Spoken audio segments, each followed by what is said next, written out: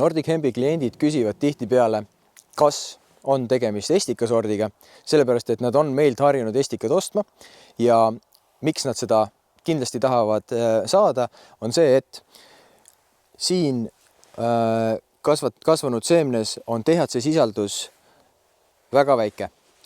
Meie lõpptootes võib olla THC sisaldus kuni 3 milligrammi kilogrammi kohta ja estika puhul on see kindlasti alati tagatud.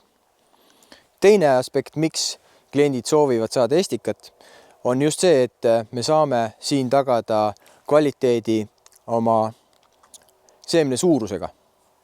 Ehk siis, et me ei pea neile müüma liiga väikest seemet. Põllumehe jaoks on estikat turvaline kasvatada THC vaatenurgast, sellepärast et estikaseemnes ei ole kunagi olnud THC sisaldus isegi mitte 3 milligrammi lähedal, mis on tänane piirnorm Euroopa Liidus. Estikasort on võrdlemisi uus kanepisort.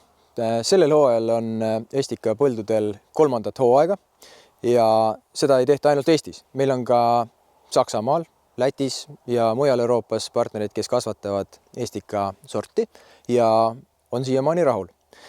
Saagikuse kohta võib öelda nii palju, et see on kanepile omaselt väga varieeruv. Saagikus võib olla 400 kilost kuni 1100 kiloni hektari kohta.